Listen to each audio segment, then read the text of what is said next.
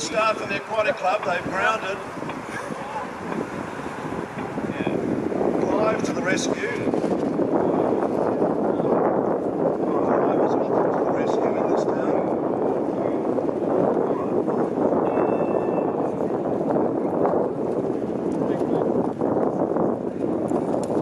How long now?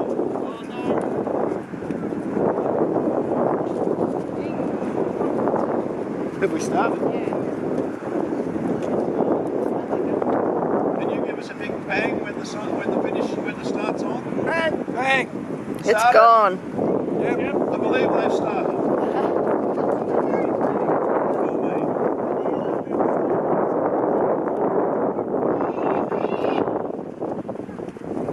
So now the intent is to set up the far side around, anti-clockwise around the blue buoy, the blue flag. And over on this side, and some people see if there's another buoy tucked in. So around anti-clockwise.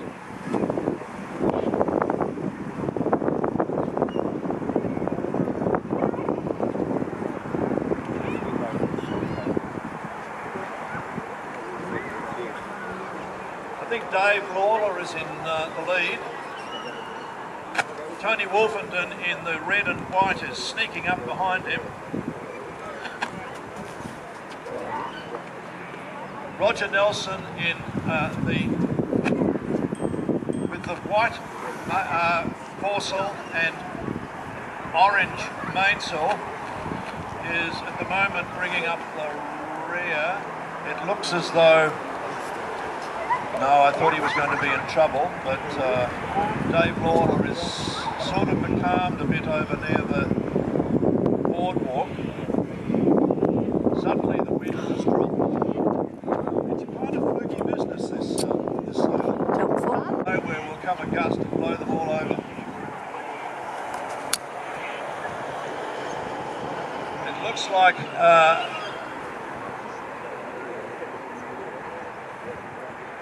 Dave Lawler has got a good line now. All he's got to do is tack.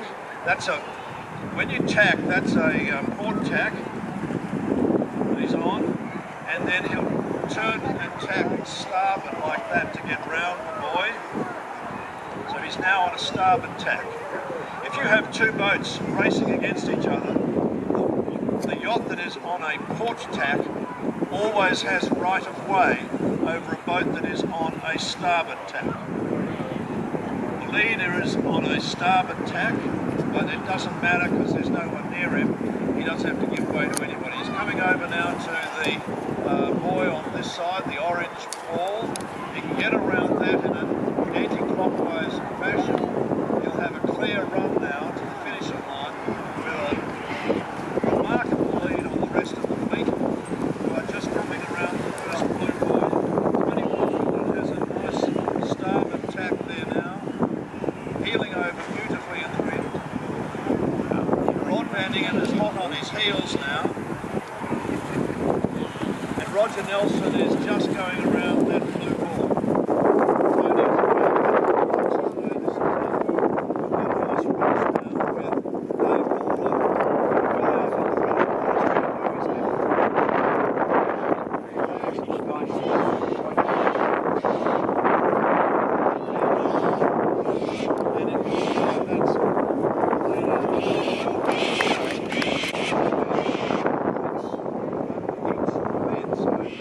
That doesn't necessarily give David the number one prize, because he could come last at the next event. So you get points where you come in each of the three races, and it is the aggregate at the end that will give you the winner.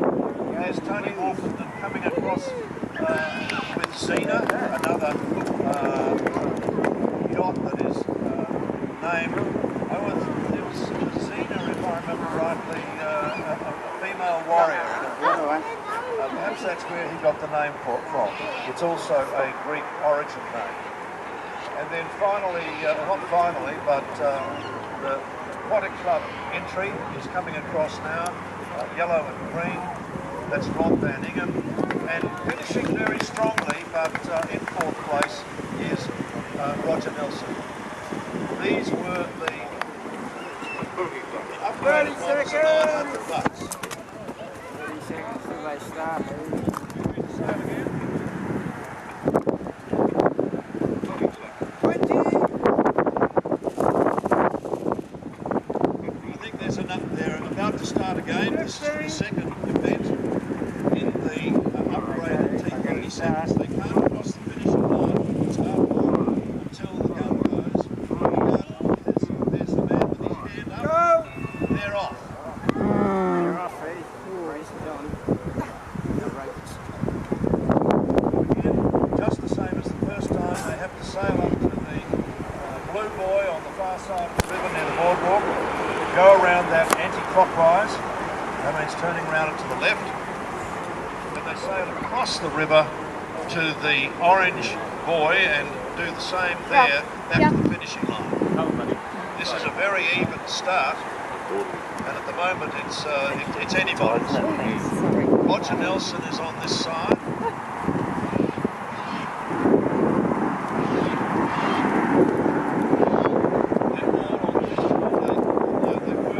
Starboard tack.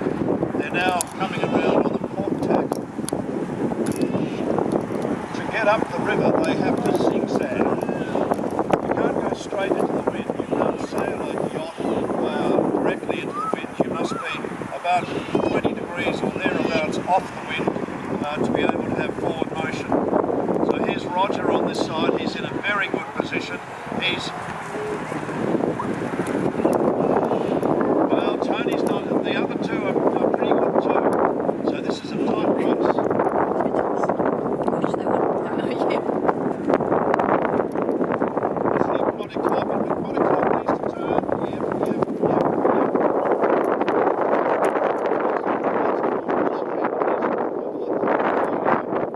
Sails are shivering in the wind because he's actually got no forward motion. Now he's up and away on a starboard tack. He has to give way to the... Well, he didn't. He was supposed to give way to the red and white one. There might be a protest, I'm not sure.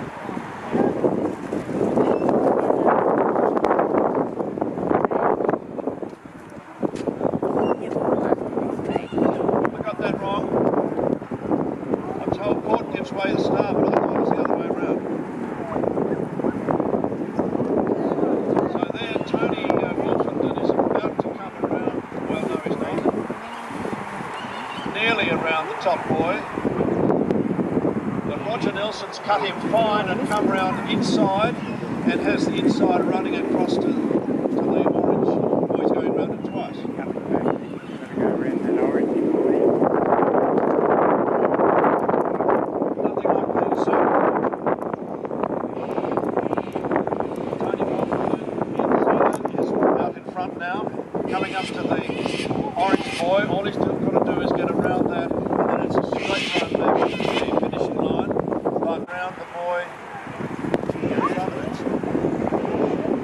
I just lost sight of whether Tony got around that buoy or not.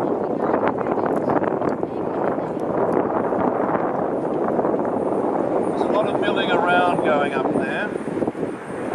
But I think Rod Van Ingham is certainly, I think they're all around. So it's going to be who has the boat speed to get down to the finishing line first.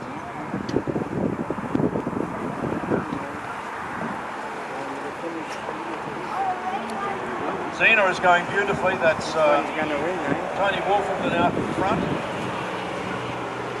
followed by Roger Nelson, white and orange, followed by Rod Van Ingham coming through now. Perhaps he's just got into second place. And he's got wind, whereas Tony Wolfenden is not, so he's catching Tony. Rod, well, this is going to be good. But look at Roger now, look at that too. Ooh. Sorry. It's going to be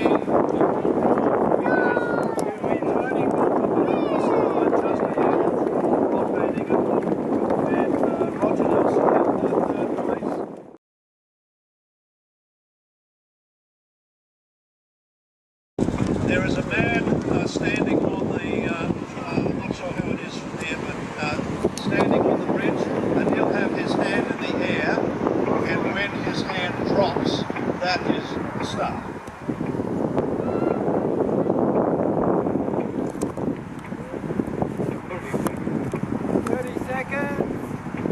30 seconds.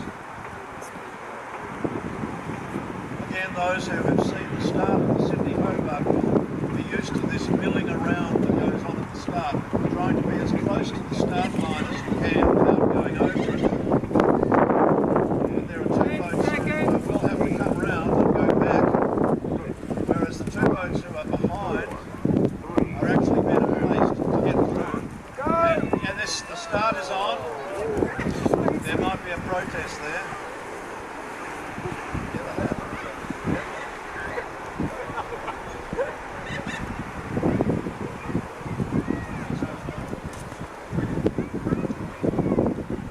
So we have Dave Lawler out in, Dave Lawler is out in front on the far side, and Roger Nelson, both of them have orange and white sails, but Roger Nelson has the orange mainsail, and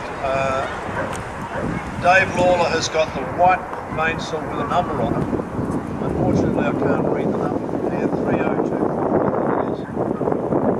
Then sailing very, very close in is Tony Wolfenden in Xena with the red sail and the white mainsail, jib, a black hull, and bringing up the rear for the Lorne Aquatic Club, but not being disgraced in any mean, and probably not badly positioned actually. He gets a bit of wind. Is Rod Van Ingham in the green and gold.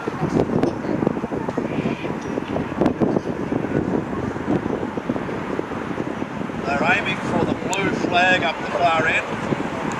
They must go round that in an anti-clockwise, turning left around that flag. And to get there, they need to tack backwards and forwards, because you can't sail a yacht straight into the wind.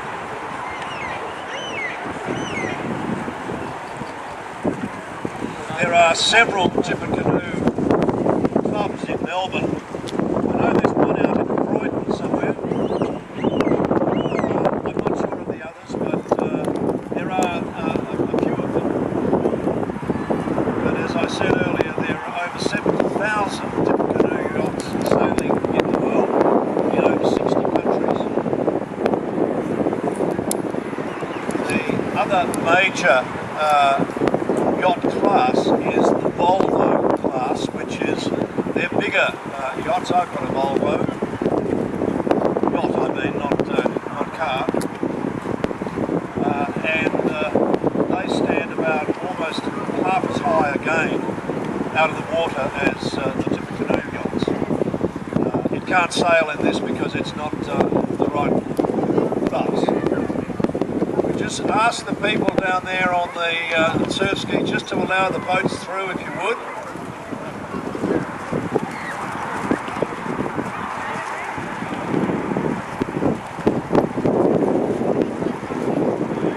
Won't take them long. There you go, you'll be right now. Now we have Tony Wolfenden well out in front this time. Leading David Lawler and Rod Van Ingham, but I think this is Tony's second, looks like it might be his second win out of 3. He can get a bit of wind behind him now. He'll steam, or not steam down, sail down across the finishing line and take up his place, but you never know, sometimes the boat will get into the doldrums or it can spin out while others come through, and the other 3 boats are all coming down very quickly behind Tony now. They've all got wind. Rod is sailing beautifully and making up a great deal of ground on Tony